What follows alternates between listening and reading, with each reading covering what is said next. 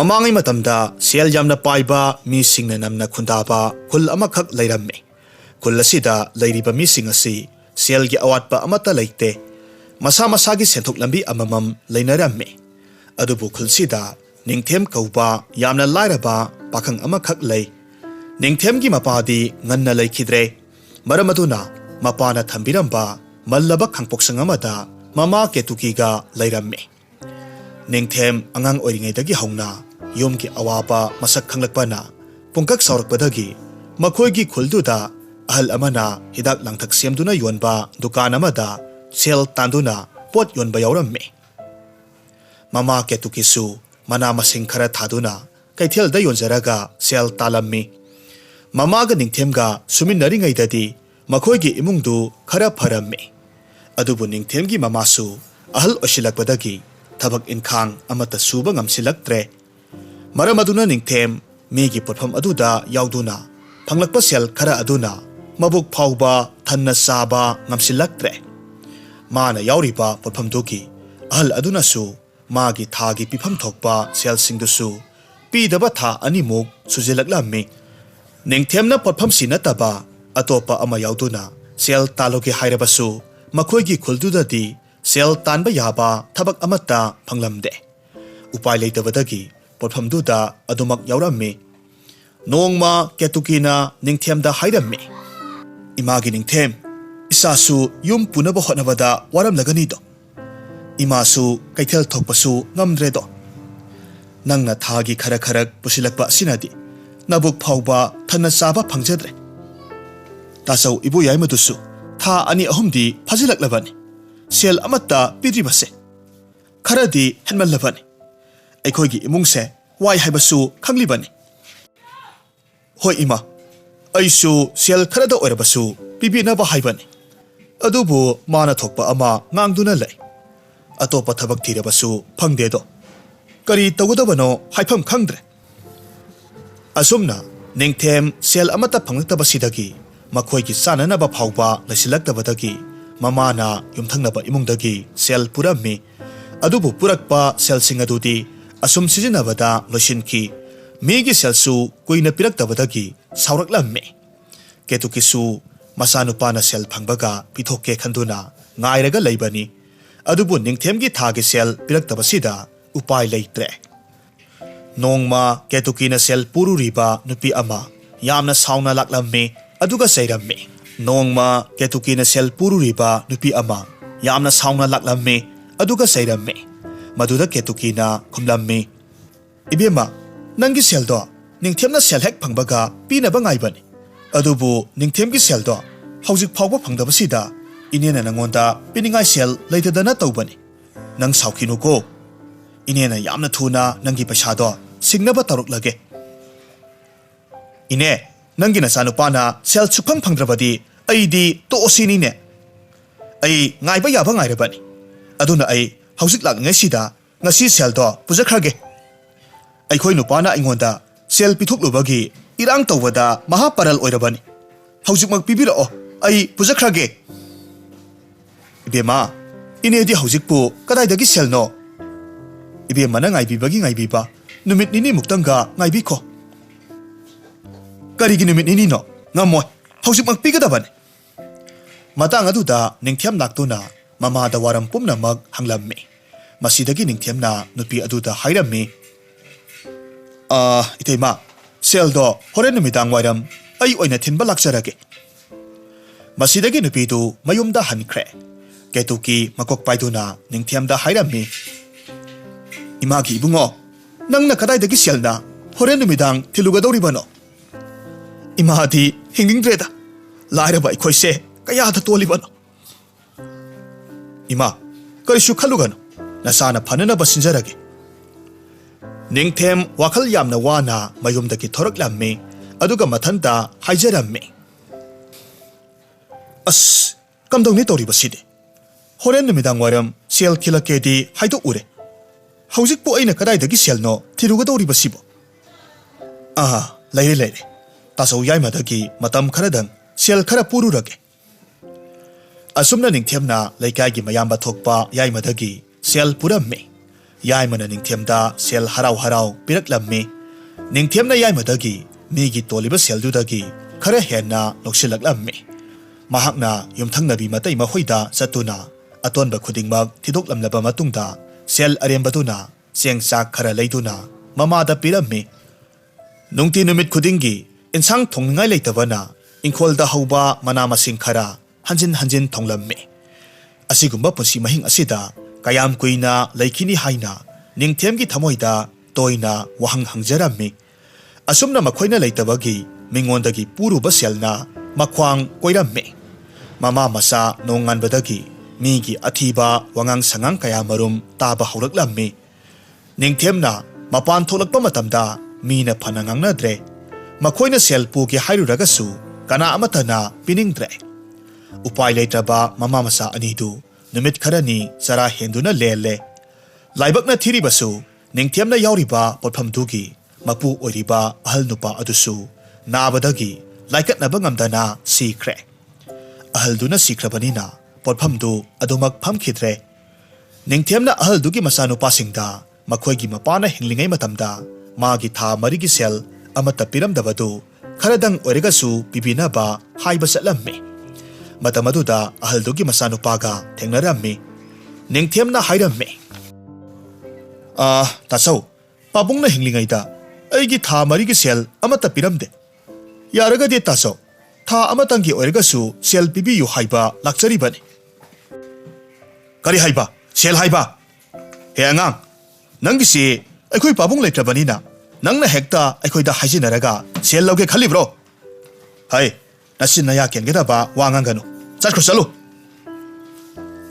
Tasau, nanauna haijiribase asengbane. Nanauna laksabadi pabungna hinglingaida sel khara pharak tare haiduna tha marimuk sel pidabado amatang oirabasu pibiyu aduna yazare haiba lakpani. Hai Ningthem, nangna hairaga hektamak thajagadaba natte. Aikoi pabanasu nangi seldugi maramda karimata hairamde. Tasau, nanaubu amuktadi nungsibiyu kaidobage. Aikoi imaga aiga seng leiningai leitabadagi sak charaktaba numit marini sure. Aikoi imado sada thaktabana masado yamna sonjille. Yaragadi sel kharadang oirabasu pibiyuba. Hai, noi namana sa thaknanaba leibana tene hai. Kunsida leriba mipum khudingmakna namana sa lakpada kinarabanine. Migi seldi puni khanglaga singni khangdaba singsidi. Saningai do leitradi namana sa hu thaktuna sijakro. Tasau, yare. Ngasaidagi tag haina tabani. Adubu tasau aikhoibu lairei haiduna aduk yamna hanthanadi khanbiganu. Mipum khudingmak laira ningba kanasu leitabani. Aduga tasau ngasi aina laklibase nakhoida niba lakpa natte. Aidi aigi khusuman pibiyu haiba lakpani. Adubu tasau hoidi aingondagi hena tonba mi oiramle. Ai seldo amata lojare. Asomna hairamlaga Ningthem yamna sauna mayumda hanki. Nupa adusu Ningthemda munna yenglaga lepaga lehaurammi. Matamaduda Ningthemgi yamna luna tinaba mamanaba ama thengnarammi. Mamanaba aduna Ningthemda makhoigi nga kom ama sitkadauri maduda mateng khara pangbiyu hairammi. Masidagi Ningthemsu mataugi isitpadu yaurammi. Ningthemna isitpa yaurubagi matawna nga pibiraklammi. Madubu puraga mahak mayumda yamna harauna nga du thonglaga sarurage khanduna laklammi. Mayum hek yobagadi mamada wari pumnamak tamduna ngasidi nga sarasi hairammi. Mamana khumlaklammi. Ibunga, haujiki thongnanaba sengdi amata leitriye. Wafam si tarwada Ningthem ningba kaina nga du puraga mingonda yonthoklaga seng walaga mayumda halaklammi. Ketuki masagi ningba kaiba matau asi ubada thamoi soklammi. Adubu hanubi manadi kari tauba ngamni makhoigi ingkholdagi hangam khara hektuna thonglaga sarammi. Ningthem numit kharani sak saraktabaduda nga thaktaba hangam thongbadu yamna haungna sajarammi. Mahak sufam safam khangdabana yamna warammi. Makhoigi khunda makhoidagi hena lairaramba nupa ama saharda thabak suba chakhibadu halakpadadi sel yamna paiba nupa ama oiduna halaklammi. Matausi ubada Ningthemsu saharda satuna sel talurage khalammi. Maramaduna ꯃꯃꯥꯗ ꯍꯥꯏꯔꯝꯃꯤ꯫ ꯀꯦꯇꯨꯀꯤꯁꯨ ꯃꯁꯥꯅ ꯍꯥꯏꯃꯟꯕ ꯑꯗꯨꯗ ꯌꯥꯔꯛꯂꯝꯃꯤ꯫ ꯅꯤꯡꯊꯦꯝꯅ ꯃꯥꯒ ꯂꯨꯅ ꯇꯤꯟꯅꯖꯕ ꯃꯇꯥꯎꯗꯒꯤ ꯁꯦꯜ ꯈꯔ ꯄꯨꯗꯨꯅ ꯃꯃꯥꯒꯤ ꯆꯦꯡ ꯍꯋꯥꯏ ꯈꯔ ꯂꯩꯕꯤꯔꯝꯃꯤ ꯑꯗꯨꯒ ꯊꯝꯂꯝꯃꯤ꯫ ꯑꯗꯨꯒ ꯃꯇꯥꯎꯗ ꯃꯃꯥꯕꯨ ꯈꯔ ꯌꯦꯡꯁꯤꯟꯕꯤꯔꯝꯃꯨ ꯍꯥꯏꯔꯒ ꯃꯐꯤ ꯃꯔꯣꯜ ꯈꯔ ꯌꯣꯝꯁꯤꯟꯗꯨꯅ ꯈꯨꯟ ꯊꯥꯗꯣꯛꯇꯨꯅ ꯁꯍꯔ ꯆꯠꯈ꯭ꯔꯦ꯫ ꯃꯍꯥꯛꯅ ꯁꯍꯔ ꯌꯧꯕ ꯃꯇꯝꯗꯗꯤ ꯍꯥꯟꯅꯗꯒꯤ ꯆꯠꯂꯨꯕꯁꯨ ꯅꯠꯇꯕꯅ ꯁꯍꯔꯒꯤ ꯃꯤꯌꯥꯝꯁꯤꯡꯗꯨ ꯎꯕꯗ ꯀꯗꯥꯏꯗ ꯆꯠꯇꯨꯅ ꯁꯦꯜ ꯇꯥꯟꯕ ꯌꯥꯕ ꯃꯐꯝ ꯊꯤꯔꯨꯒꯅꯤ ꯍꯥꯏꯕ ꯈꯪꯂꯝꯗꯦ꯫ ꯃꯍꯥꯛ ꯀꯣꯏꯆꯠ ꯆꯠꯇꯨꯅ ꯊꯕꯛ ꯊꯤꯖꯔꯝꯃꯤ, ꯑꯗꯨꯕꯨ ꯊꯕꯛꯇꯤ ꯑꯃꯠꯇ ꯐꯪꯂꯝꯗꯦ꯫ ꯃꯍꯥꯛꯅ ꯑꯁꯨꯝ ꯂꯥꯛꯄ ꯃꯇꯝꯗ ꯅꯨꯃꯤꯠꯁꯨ ꯇꯥꯁꯤꯜꯂꯛꯂꯝꯃꯤ꯫ ꯃꯍꯥꯛ ꯀꯗꯥꯏꯗꯕꯨ ꯆꯠꯇꯨꯅ ꯂꯩꯔꯨꯒꯗꯧꯔꯤꯕꯅꯣ? ꯃꯐꯝ ꯑꯁꯤꯗ ꯃꯥꯒ ꯈꯪꯅ ꯆꯥꯟꯅꯕ ꯑꯃꯠꯇꯁꯨ ꯂꯩꯕ ꯅꯠꯇꯦ꯫ ꯃꯁꯤ ꯈꯜꯂꯨꯕꯗ ꯃꯍꯥꯛ ꯊꯋꯥꯏ ꯋꯥꯔꯝꯃꯤ꯫ ꯃꯥꯅ ꯑꯁꯨꯝ ꯂꯥꯛꯄ ꯃꯇꯝꯗ ꯆꯥꯎꯔꯕ ꯄꯣꯠꯐꯝ ꯑꯃꯒꯤ ꯃꯃꯥꯡꯗ ꯃꯤꯑꯣꯏ ꯈꯔ ꯂꯦꯞꯂꯒ ꯂꯩꯕ ꯎꯔꯝꯃꯤ꯫ ꯃꯈꯣꯏ ꯎꯕꯗ ꯃꯍꯥꯛꯅ ꯍꯪꯂꯝꯃꯤ, "ꯏꯇꯥꯎꯁꯥ, ꯅꯈꯣꯏꯅ ꯄꯣꯠꯐꯝꯁꯤꯒꯤ ꯃꯃꯥꯡꯗ ꯂꯦꯞꯇꯨꯅ ꯂꯩꯅꯔꯤꯕꯁꯤꯕꯨ ꯀꯔꯤꯒꯤꯅꯣ?" "ꯏꯇꯥꯎ, ꯄꯣꯠꯐꯝꯁꯤ ꯑꯆꯥ ꯑꯊꯛ ꯁꯥꯗꯨꯅ ꯌꯣꯟꯕ ꯄꯣꯠꯐꯝꯅꯤ꯫ ꯃꯁꯤꯗ ꯑꯩꯈꯣꯏꯅ ꯑꯆꯥ ꯑꯊꯛꯁꯤꯡꯁꯦ ꯁꯦꯝ ꯁꯥꯕꯒꯤ ꯊꯕꯛ ꯇꯧꯔꯤꯕꯅꯤ꯫ ꯑꯆꯥꯄꯣꯠꯁꯤꯡꯁꯦ ꯅꯨꯃꯤꯗꯥꯡꯒꯤ ꯃꯇꯝꯗ ꯁꯦꯝꯃꯝꯗꯨꯅ ꯍꯌꯦꯡ ꯑꯌꯨꯛꯇ ꯌꯣꯟꯒꯗꯧꯔꯤꯕꯅꯤ꯫ ꯑꯗꯨꯅ ꯑꯆꯥꯄꯣꯠ ꯁꯥꯅꯕꯒꯤꯗꯃꯛ ꯑꯩꯈꯣꯏ ꯉꯥꯏꯔꯤꯕꯅꯤ." "ꯑꯦ, ꯑꯗꯨꯗꯤ ꯏꯇꯥꯎ, ꯑꯩꯁꯨ ꯅꯈꯣꯏꯒꯤ ꯊꯕꯛ ꯑꯁꯤꯗ ꯌꯥꯎꯕ ꯌꯥꯒꯗ꯭ꯔꯥ?" "ꯌꯥꯅꯤ ꯏꯇꯥꯎ, ꯑꯩꯈꯣꯏꯒꯤ ꯃꯄꯨꯗꯨꯗ ꯍꯥꯏꯒꯦ, ꯅꯪꯁꯨ ꯉꯁꯤꯗꯒꯤ ꯍꯦꯛꯇꯃꯛ ꯌꯥꯎꯔꯣ." ꯑꯁꯨꯝꯅ ꯅꯨꯄꯥ ꯑꯗꯨꯅ ꯅꯤꯡꯊꯦꯝꯕꯨ ꯃꯈꯣꯏꯒꯤ ꯄꯣꯠꯐꯝ ꯑꯗꯨꯗ ꯊꯕꯛ ꯁꯨꯕ ꯌꯥꯎꯅꯅꯕ ꯗꯨꯀꯥꯟ ꯃꯄꯨꯗꯨꯗ ꯍꯥꯏꯅꯕꯤꯔꯝꯃꯤ꯫ ꯑꯁꯨꯝꯅ ꯅꯤꯡꯊꯦꯝ ꯅꯨꯃꯤꯠ ꯑꯁꯤꯗꯒꯤ ꯍꯧꯅ ꯄꯣꯠꯐꯝꯁꯤꯗ ꯌꯥꯎꯔꯝꯃꯤ꯫ ꯅꯨꯃꯤꯗꯥꯡꯒꯤ ꯃꯇꯝꯗ ꯊꯕꯛ ꯁꯨꯔꯒ ꯃꯌꯥꯝꯗꯨ ꯃꯌꯨꯝ ꯃꯌꯨꯝꯗ ꯂꯣꯏꯅꯃꯛ ꯍꯟꯅꯔꯝꯃꯤ꯫ ꯅꯤꯡꯊꯦꯝꯗꯤ ꯉꯁꯥꯏ ꯑꯌꯨꯛꯇꯒꯤ ꯆꯥꯛ ꯃꯔꯨ ꯑꯃ ꯐꯥꯎꯕ ꯆꯥꯔꯛꯇꯕꯅꯤꯅ ꯆꯥꯛ ꯂꯥꯃꯟꯗꯅ ꯄꯣꯠꯐꯝꯗꯨꯗꯒꯤ ꯆꯥꯅꯅꯕ ꯈꯔ ꯄꯨꯔꯛꯂꯝꯃꯤ꯫ ꯑꯗꯨꯕꯨ ꯏꯪꯊꯝꯊꯥꯒꯤ ꯏꯪꯈ꯭ꯔꯕ ꯅꯨꯃꯤꯗꯥꯡꯒꯤ ꯊꯦꯡꯂꯕ ꯃꯇꯝꯗꯨꯗ ꯃꯥꯅ ꯀꯗꯥꯏꯋꯥꯏꯗ ꯆꯠꯇꯨꯅ ꯂꯩꯔꯨꯒꯗꯧꯔꯤꯕꯅꯣ ꯍꯥꯏꯅ ꯈꯟꯖꯔꯝꯃꯤ꯫ ꯃꯍꯥꯛ ꯎꯄꯥꯏ ꯂꯩꯇꯕꯗꯒꯤ ꯆꯥꯎꯔꯕ ꯈꯣꯡꯅꯥꯡ ꯄꯥꯝꯕꯤ ꯑꯃꯒꯤ ꯃꯈꯣꯡꯗ ꯐꯝꯂꯒ ꯃꯌꯨꯝꯗꯒꯤ ꯄꯨꯔꯛꯄ ꯐꯤ ꯈꯔꯗꯨ ꯏꯟꯗꯨꯅ ꯉꯁꯥꯏ ꯃꯍꯥꯛꯅ ꯄꯨꯔꯛꯄ ꯑꯆꯥꯄꯣꯠꯇꯨ ꯆꯥꯗꯨꯅ ꯅꯨꯃꯤꯗꯥꯡ ꯑꯗꯨꯃ ꯂꯦꯜꯂꯝꯃꯤ꯫ ꯃꯊꯪꯒꯤ ꯅꯨꯃꯤꯠ ꯅꯣꯡ ꯉꯥꯟꯕ ꯃꯇꯝꯗꯗꯤ ꯅꯨꯄꯥ ꯈꯔ ꯂꯥꯛꯂꯝꯃꯤ꯫ ꯃꯈꯣꯏꯅ ꯅꯤꯡꯊꯦꯝꯅ ꯈꯣꯡꯅꯥꯡꯗꯨꯒꯤ ꯃꯈꯣꯡꯗ ꯐꯝꯂꯒ ꯂꯩꯔꯝꯕꯗꯨꯗ ꯀꯟꯅ ꯂꯥꯎꯗꯨꯅ ꯃꯐꯝꯗꯨꯗꯒꯤ ꯇꯥꯟꯊꯣꯛꯄꯤꯔꯝꯃꯤ꯫ ꯅꯤꯡꯊꯦꯝ ꯎꯄꯥꯏ ꯂꯩꯇꯕꯗꯒꯤ ꯑꯁꯨꯝ ꯂꯥꯛꯂꯝꯃꯤ꯫ ꯃꯇꯝ ꯑꯗꯨꯗ ꯅꯨꯄꯥ ꯑꯃꯅ ꯃꯍꯥꯛꯄꯨ ꯀꯧꯔꯛꯂꯝꯃꯤ꯫ ꯅꯤꯡꯊꯦꯝ ꯃꯥꯕꯨ ꯀꯧꯔꯛꯄꯗꯨꯗ ꯀꯅꯥꯅꯣ ꯍꯥꯏꯗꯨꯅ ꯌꯦꯡꯊꯣꯛꯂꯨꯕ ꯃꯇꯝꯗꯗꯤ ꯉꯔꯥꯡ ꯃꯥꯒ ꯊꯕꯛ ꯁꯨꯃꯤꯟꯅꯈꯤꯕ ꯅꯨꯄꯥ ꯑꯃ ꯑꯣꯏꯔꯝꯃꯤ꯫ ꯅꯨꯄꯥꯗꯨꯅ ꯃꯉꯣꯟꯗ ꯍꯪꯂꯝꯃꯤ, "ꯅꯤꯡꯊꯦꯝ, ꯅꯪꯗꯤ ꯀꯗꯥꯏ ꯆꯠꯇꯧꯔꯤꯕꯅꯣ?" ꯅꯤꯡꯊꯦꯝꯅ ꯊꯋꯥꯏ ꯋꯥꯅ ꯅꯨꯄꯥ ꯑꯗꯨꯗ ꯃꯥꯒꯤ ꯑꯁꯦꯡꯕ ꯋꯥꯔꯤ ꯄꯨꯝꯅꯃꯛ ꯇꯝꯖꯔꯝꯃꯤ꯫ "ꯏꯇꯥꯎ, ꯑꯩꯗꯤ ꯑꯊꯥꯞꯄ ꯈꯨꯡꯒꯪꯗꯒꯤꯅꯤ꯫ ꯃꯐꯝꯁꯤꯗꯗꯤ ꯑꯩꯒꯤ ꯈꯪꯅ ꯆꯥꯟꯅꯕ ꯀꯅꯥꯃꯠꯇ ꯂꯩꯇꯦ꯫ ꯑꯩ ꯂꯩꯐꯝ ꯂꯩꯇꯕꯗꯒꯤ ꯂꯝꯕꯤꯁꯤꯗ ꯑꯁꯨꯝ ꯂꯩꯔꯝꯕꯅꯤ." ꯅꯨꯄꯥꯗꯨꯅ ꯈꯨꯝꯃꯤ, "ꯏꯇꯥꯎ, ꯑꯗꯨꯒꯤꯗꯃꯛ ꯑꯣꯏꯔꯒꯗꯤ ꯀꯔꯤꯃꯠꯇ ꯋꯥꯔꯨꯅꯨ꯫ ꯑꯩꯒꯤꯗꯤ ꯏꯃꯥ ꯏꯄꯥ ꯑꯃꯠꯇ ꯂꯩꯈꯤꯗ꯭ꯔꯦ꯫ ꯑꯩ ꯏꯊꯟꯇ ꯊꯕꯛ ꯁꯨꯗꯨꯅ ꯌꯨꯝ ꯃꯆꯥ ꯑꯃꯗ ꯏꯊꯟꯇ ꯂꯩꯕꯅꯤ꯫ ꯅꯪꯁꯨ ꯉꯁꯤꯗꯒꯤꯗꯤ ꯑꯩꯒ ꯄꯨꯟꯅ ꯂꯩꯃꯤꯟꯅꯔꯁꯤ." "ꯍꯣꯏ ꯏꯇꯥꯎ, ꯑꯗꯣ ꯏꯇꯥꯎꯒꯤ ꯃꯤꯡꯗꯨꯕꯨ ꯀꯔꯤ ꯀꯧꯕꯒꯦ?" "ꯏꯍꯦ, ꯑꯩꯁꯨ ꯃꯤꯡꯒ ꯍꯥꯏꯕ ꯀꯥꯎꯔꯨꯔꯦ꯫ ꯏꯇꯥꯎ, ꯑꯩꯒꯤ ꯃꯤꯡꯗꯤ ꯀꯣꯔꯧ ꯀꯧꯏ."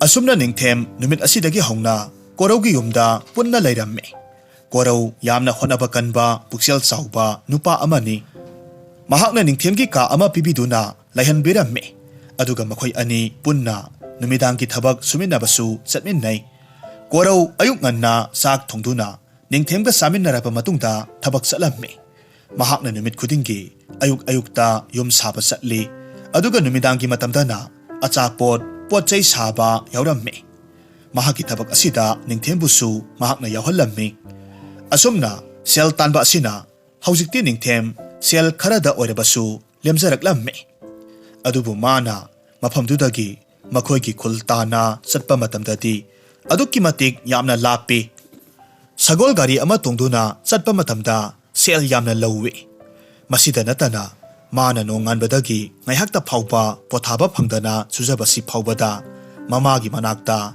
ꯁꯦꯜ ꯌꯥꯝꯅ ꯄꯨꯕ ꯉꯝꯂꯝꯗꯦ꯫ ꯃꯥꯅ ꯂꯥꯛꯄ ꯃꯇꯝꯗ ꯃꯃꯥꯒꯤ ꯆꯥꯅꯅꯕ ꯆꯦꯡ ꯆꯥꯛ ꯂꯩꯁꯤꯟꯕꯤꯗꯨꯅ ꯊꯝꯕꯤꯔꯝꯃꯤ꯫ ꯈꯨꯜꯒꯤ ꯃꯤꯁꯤꯡꯅ mahak lakpa ubada makhoi gi sel singdu pithuklamnabagidamag haiba laknarammi mahakna tanjarakpa sel pumnamak minungsi khangdraba miyamna namduna munbirammi asigumba mataw asida ningthem mamabu khul asida makha tana thamlamba pamdre adubu mana haujik leriba asisu migi yumdani yum adusu yamna pi maramaduna mamada matam kharadang ngairammu hairamlaga saharda amuk halaklammi aduga mahaki thabakto makha tana surammi ningthem wakhal yamna nungaitana ungdunata leiba aduda nongmadi korongna kari taurabage haina hangi ningthemna khummi itaw ai karisu tawteda ado itaw aikhoi sibu asumna asum punsi chupa migi makhada thabak suduna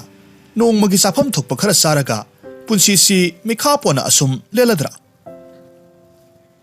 ye itaw aikhoi bu karigi punsi chupa wana lenge tawribano aikhoi ngasi awaba kaya khangduna thabak suraga sel talibase nongmadi swadanamak sel paiba mi ama oiraknabagi asada suzaribani aduna honababu kalabadi nongmadi swadanamak mahi saba tabani ne asumna korongna ningthemgi wakhal awabadu themjinbirammi koraugi wahai singdu tarubada mathamoi khara chauthoksarammi korau amadi ningthem makhoisi sel paiba nupa amagi yum saba salammi mi mayam ama makhoiga punna thabak suminnai nongma ningthemna thabak suraga leiringai yumbu nupadu mahakna lakpa urammi yumbu du ubada mahak yamna ngakna yenglaga lei mahakna ngaklibagi maramdi nupadu yamna naha oirammi ningthemgi wakhalda yamna naha oiriba nupa asina matau karamna sel paiba mi ama oiraklibano haina khanjarammi masidagi mahakna mathangi numitta nupadu lambida ngairammi aduga nupa aduda asumna hanglammi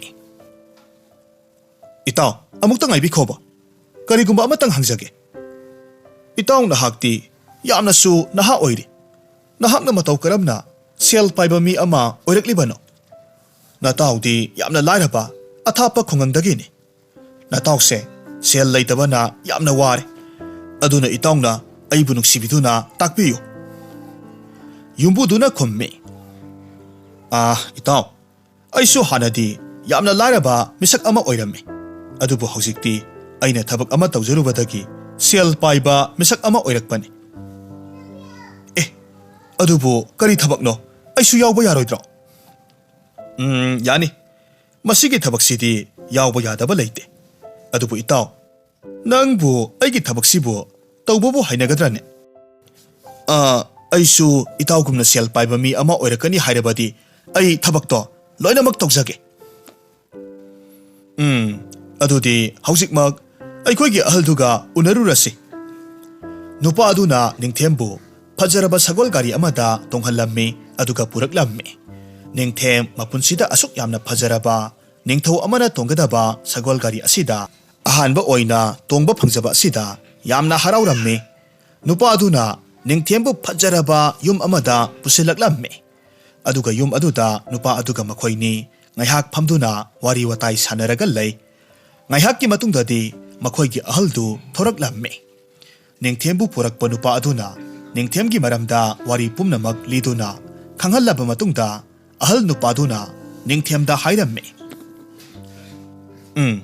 ningthem aikhoigi thabaksi nang tasengnamak yawba ngamgani ko hoi oza ai yawba ngamni phare phare adudi aikhoigi thabaksei karamna tawgani haibado ai nangonda hairage nahak haying nong hek anbaga lairaba mi ama sagadabani aduga mingondagi sel niraga maduda phanglakpa seldo aingonda pisilakadabani nangna madumna pisilakpa sayol ama hek phabaga aina nangi yamlaba sel kaya amadi fajaraba yum ama pidawribani ningthem nupaduna hairiba wadu taba matamda mahaki wakhalda khanjarammi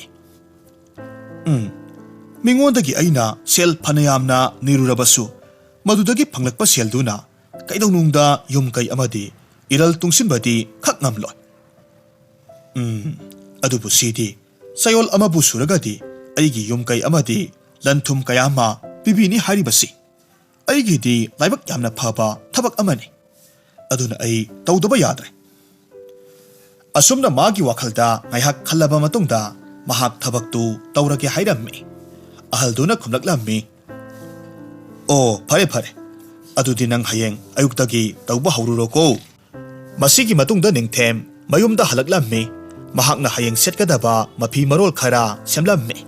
Magi amanba mapi khara segaiduna semjarammi.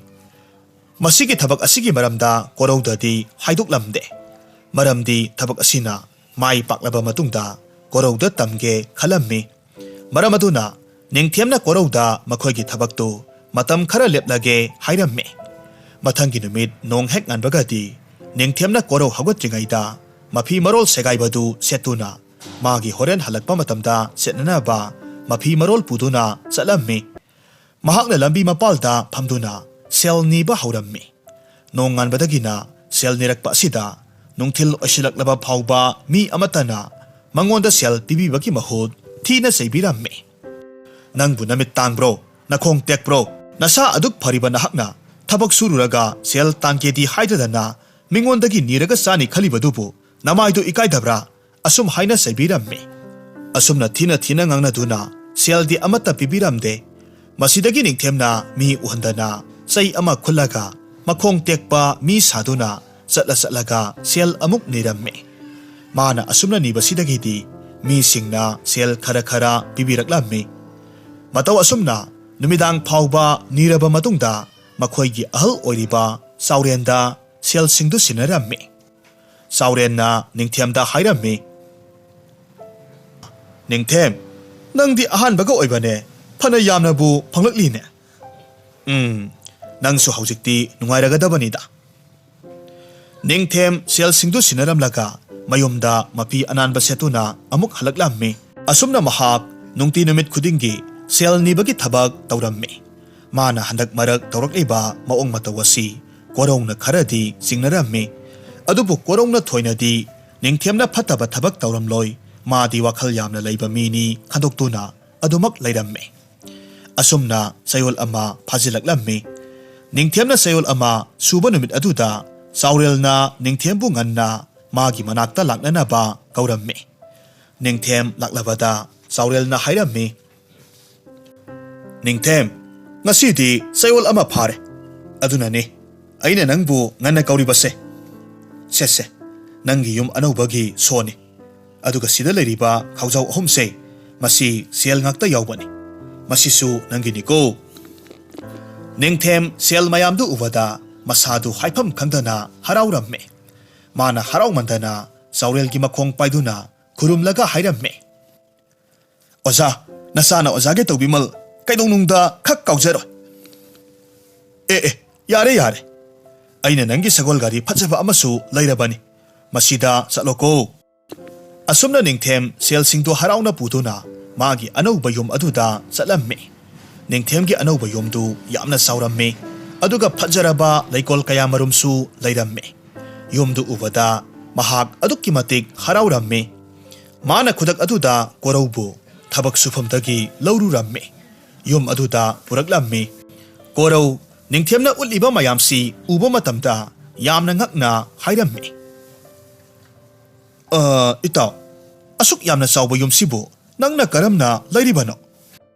Ningthiamna korowda sel nibagi thabak tawduna pirakpani haibasi ikaibadagi mana atopa amada haiduna ahal nupa amana mabu nungsibadagi mateng pangbirakpani hairamme.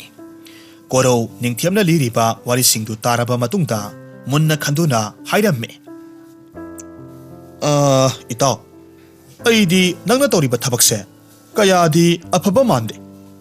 Maramdi ahalduna nangi yumkai amadi sel singsibu kari maramgidamakta nangonda pirakadawribano. Hoi phare adubu nungsidana mateng pangbirakpani hairebasu itaw haujiki matamda afaba mi amatta leitrabani. Aduna itaw aidi isingda singnei ko. Itaw korow karisu singnaningai leiteda.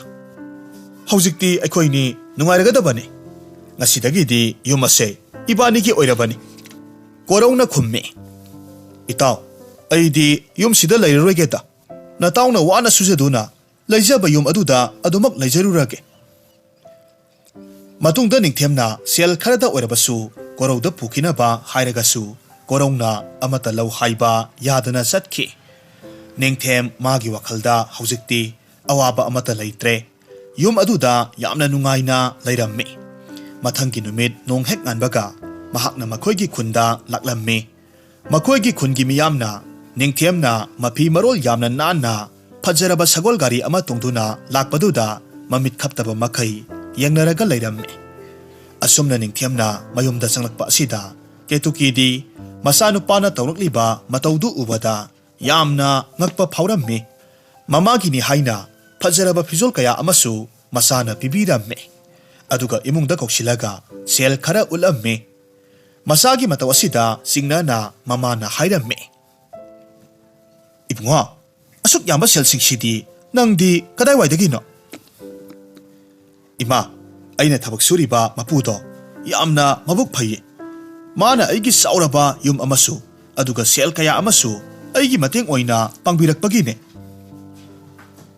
"ꯏꯕꯨꯡꯉꯣ, ꯍꯧꯖꯤꯛꯀꯥꯟꯗ ꯃꯔꯝ ꯆꯥꯗꯅ ꯁꯦꯜ ꯄꯤꯔꯛꯄꯁꯦ ꯑꯐꯕ ꯑꯣꯏꯒꯟꯗꯦ꯫ ꯑꯩꯈꯣꯏꯒ ꯀꯔꯤꯁꯨ ꯃꯔꯤ ꯊꯣꯛꯅꯗꯕ ꯃꯤ ꯑꯃꯅ ꯍꯦꯛꯇ ꯑꯩꯈꯣꯏꯒꯤ ꯃꯇꯦꯡ ꯄꯥꯡꯂꯛꯀꯗꯕ ꯅꯠꯇꯦ꯫ ꯑꯗꯨꯅ ꯅꯪꯒꯤ ꯁꯦꯜꯁꯤꯡꯁꯦ ꯅꯨꯄꯥꯗꯨꯗ ꯌꯥꯝꯅ ꯊꯨꯅ ꯄꯤꯊꯣꯛꯂꯨꯆꯣ."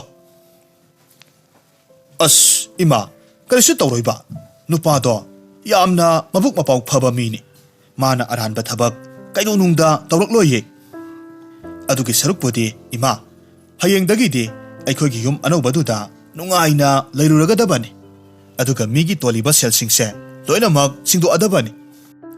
"ꯏꯕꯨꯡꯉꯣ, ꯏꯃꯥꯗꯤ ꯅꯪꯒꯤ ꯌꯨꯝꯗꯨꯗ ꯂꯥꯛꯄ ꯉꯝꯈꯤꯔꯣꯏ."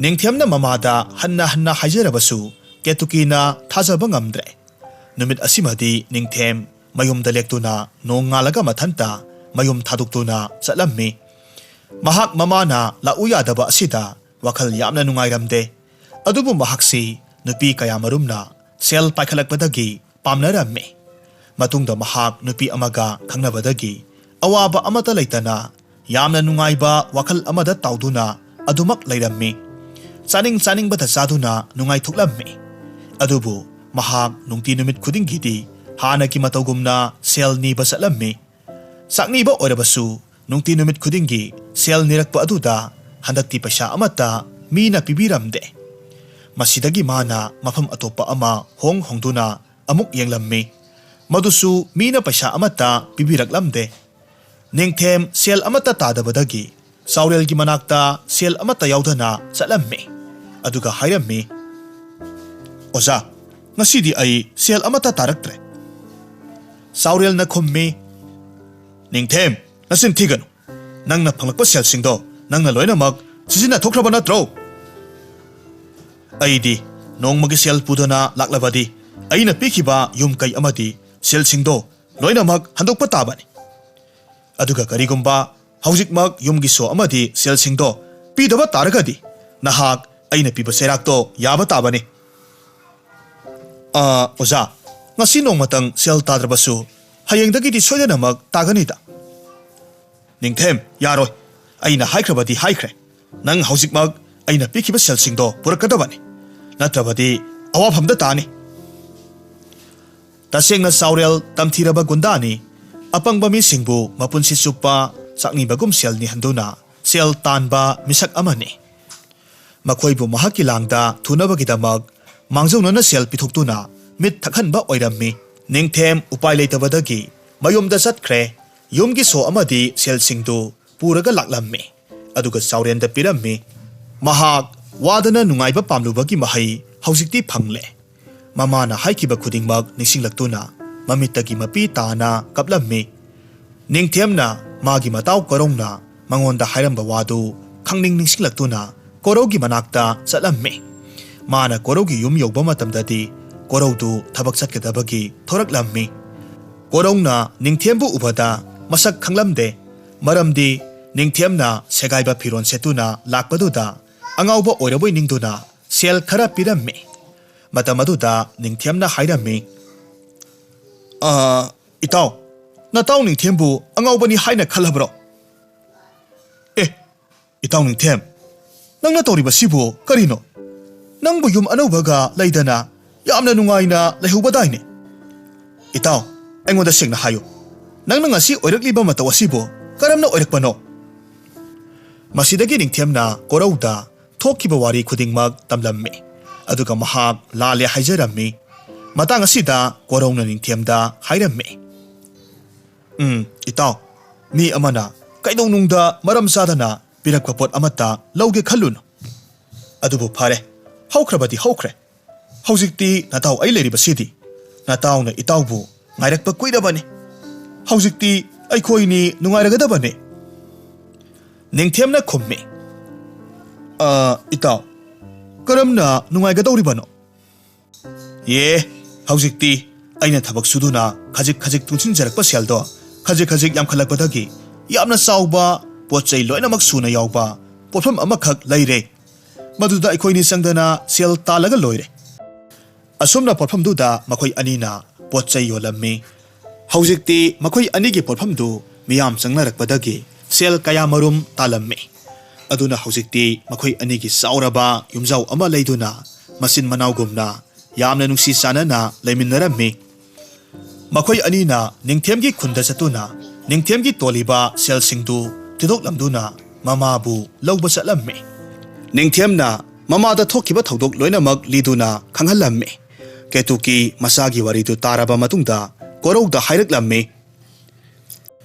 imagi korau nangsu aigi isanupani haina ngasidagi khallabani nangna aikhoibu hingbagi mamal laihalle ima yamna pele masigi matungda ningthiam amadi korauna mamabu puduna yamna harauna makhoine leiba yum aduda mamabu puraga laklammi ketuki makhoigi yum anobadu ubada haraujarammi asumna numit asidagi hongna makhoi ahum awat apa leitana mama masa punna yamna nungaina nungsi sanana panki